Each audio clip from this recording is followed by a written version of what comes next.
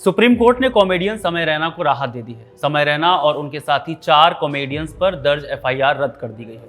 यह एफआईआर एक शो के दौरान दिव्यांग लोगों पर किए गए जोक को लेकर था, जिस पर कोर्ट में सुनवाई चल रही थी। 14 अगस्त 2026 के दिन मामले में सुनवाई करते हुए CJI justice Suryakant, justice Joymalya Bagchi और जस्टिस वी मोहना की पीठ ने आदेश दिया। कोर्ट ने समय रैना के साथ विपुल गोयल, बलराज, परमजीत सिंह घई, सोनाली ठक्कर और निशान जगदीश तंवर के खिलाफ चल रहे मामलों को भी पूरी तरह से खत्म करने का आदेश दिया है।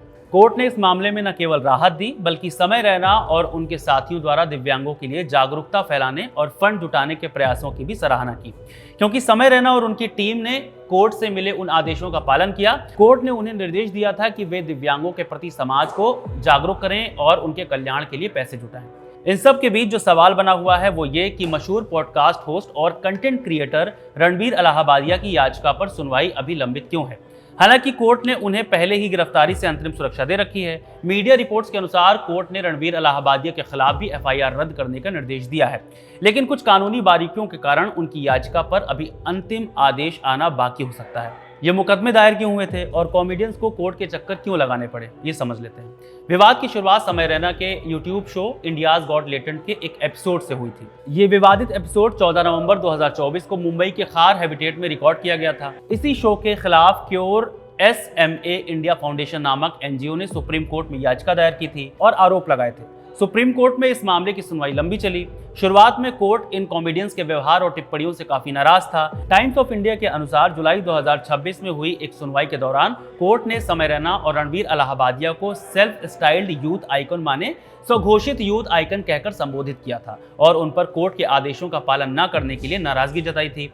उस वक्त कोर्ट ने समय रैना और अन्य कॉमेडियंस पर 3-3 लाख रुपए जुर्माना भी लगाया था। चीफ जस्टिस ऑफ इंडिया ने कहा था, हमें ये संदेह करने का कोई कारण नहीं है कि समय रैना ने कोर्ट को हल्के में लिया है। उन्होंने इस अदालत के सामने दिए गए बयानों और आश्वासनों का खुल्लम खुल्ला उल्लंघन किया है। इतना ही नहीं, मार्च 2025 में समय रैना को एक और कड़ी चेतावनी दी गई थी। तब समय रैना ने कनाडा में अपने एक शो के दौरान इस कानूनी मामले का मजाक उड़ाया था और दर्शकों से कहा था, मेरे वकील की फीस भरने के लिए शुक्रिया। समय के इस कमेंट पर जस्टिस सूर्यकांत ने सुनवाई के दौरान कहा था, ये युवा सोच सकते हैं कि हम पुराने ख्यालात के हैं, लेकिन हम जानते हैं कि उनसे कैसे निपटना है। कोर्ट को हल्के में मत लीजिए। रणबीर इलाहाबादिया के मामले में भी कोर्ट ने कहा था कि अभिव्यक्ति की आज़ादी किसी को भी ऐसी भाषा इस्तेमाल करने का लाइसेंस नहीं देती जो सामाजिक मानदंडों का उल्लंघन करती हो।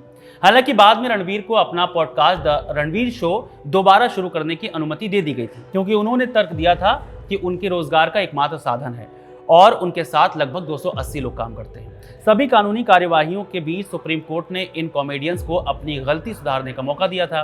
कोर्ट ने उन्हें निर्देश दिया था कि वे दिव्यांगों के प्रति समाज को जागरूक करें और उनके कल्याण के लिए पैसे जुटाएं।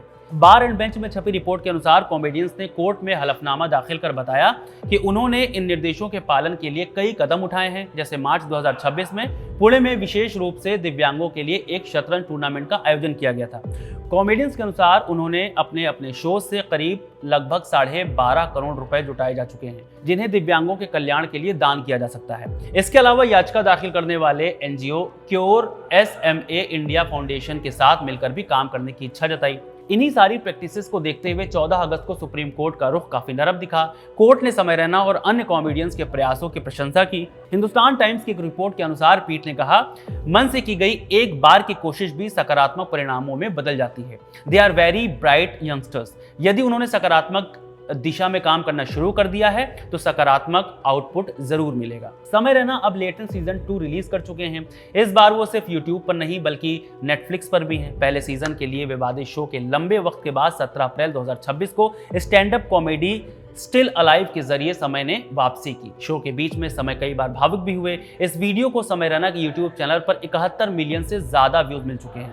फिर जून 2026 में Netflix India's got latent season 2 की घोषणा की। 20 जून को नेटफ्लिक्स और यूट्यूब ने मिलकर लेटेंट 2 का पहला स्ट्रीम किया, जिसमें आलिया भट्ट और शर्वरी वाघ जैसे लोग शामिल हुए थे। समय के लेटेंट 2.0 ने भी व्यूज के मामले में रिकॉर्ड्स बनाने शुरू कर दिए हैं। इसी बीच सुप्रीम कोर्ट की ओर से उनकी एफआईआर रद्द कर देना उनके लिए बड़ी राहत है। इस वीडियो में इतना ही। आप इस पूरे वाक्य को कैसे देखते हैं हमें कमेंट करके जरूर बताएं। मेरा नाम है रविशंकर। वीडियो को रिकॉर्ड किया है सर्वेश ने। शुक्रिया।